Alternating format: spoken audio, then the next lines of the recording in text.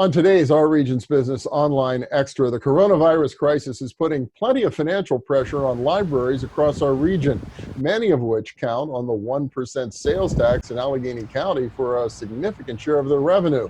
And sales tax revenue is way down. Mary Frances Cooper is president and director of the Carnegie Library of Pittsburgh, and she joins us now. Mary Frances, great to see you. It's good to be here. Thank you.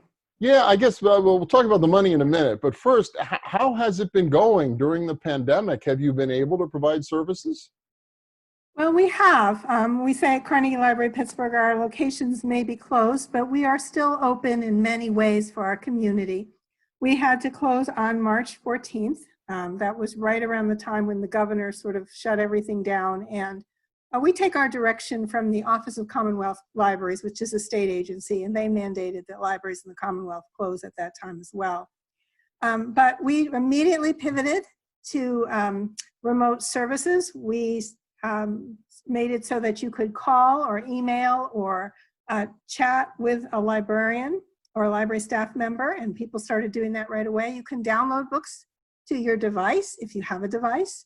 From our website, and if you didn't have a library card, you could just sign right up for a library card and start downloading, and if you needed help, you could call the library and we talk you through it.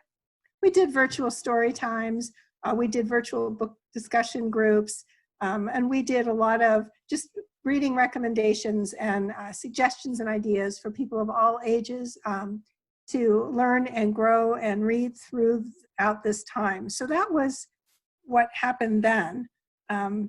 But now we're sort of turning to a different time. And we're starting to think about what it might look like to reopen. Well, and I wonder too, even on the current operation, because so much is available electronically nowadays, and that's great if you have a device and an internet connection, but a lot of people rely on the library for that internet connection. How have you been able to handle that, if at all? That's been one of the more difficult things that we've had to contend with, because we know how many people are dependent on the library for that connection. And we know how often they come in to use our computers and use our internet. And we know that many people were in a position where they had to be filing for benefits and trying to access information that can help them make decisions for themselves and their families online. And it was really very frustrating for them and for us. Many of them did call us.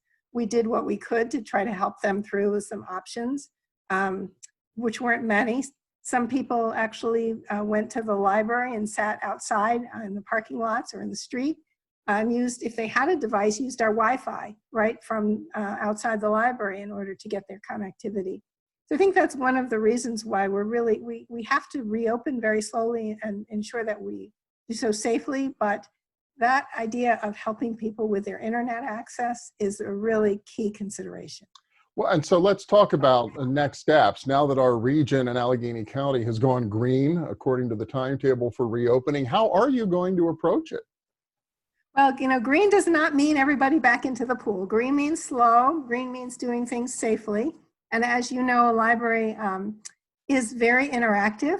As we say, people want to use the computer, but you know that with multiple people touching a keyboard, touching a mouse, there's going to have to be some cleaning that has to go on in between people who use it. We know that people want to browse books, open them up, look at the flyleaf, see if this is something they want to read. No, it isn't. I'll put it back on the shelf. Well, now you've touched something that someone else may come and touch. So we really have to be thoughtful and smart about how we manage those kinds of functions. We are working, the Federal Institute of Museum and Library Service is doing some research on how long the virus may actually live on various kinds of library materials that will give us some idea of what we might have to contend with. But right now, conventional wisdom says if you return your library books, we need to quarantine them for at least 72 hours before they're available to someone else. So one of the things we are looking at doing over the next couple of weeks, and we should have some information coming out on this shortly, is some sort of contact-free service, curbside or vestibule, where you can call ahead, request your books. We can bring them out to you in your car or put them on a table in our lobby and you can come pick them up. So that way we're sort of minimizing the interaction while we work out all the other processes we need to work out inside for social distancing and safety. So do you expect you'll open gradually, like branch by branch, as opposed to the whole system all at once? Yeah, we're gonna open a few locations at a time and really learn. You gotta kind of work the model out.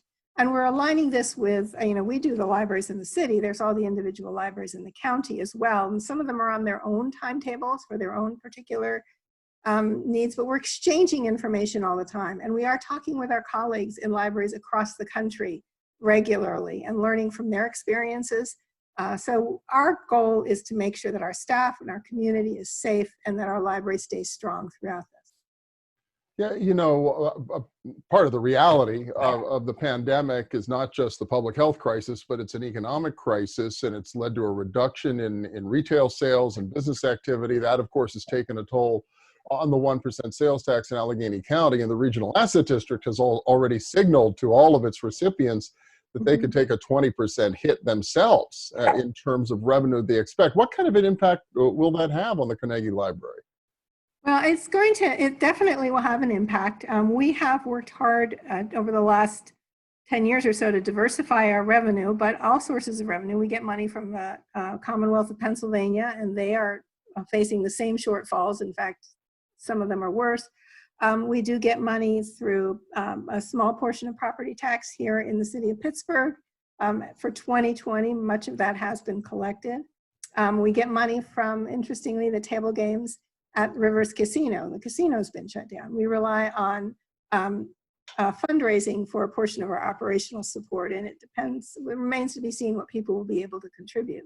On the other hand, some of our expenses during this time have not been what they might otherwise have been. We certainly can save on things like supplies and travel and some utility costs and a few other areas where we may be able to shave off some funds. And then with some, prudent decisions in other areas, I think we'll be able to kind of wiggle through this year, not because we also will not be operating probably at full service until we can really figure out how to get this pandemic under control. All right. Well, hopefully we'll get there sooner or later. Mary Frances Cooper, President and Director of the Carnegie Library of Pittsburgh. Thank you so much. Appreciate it.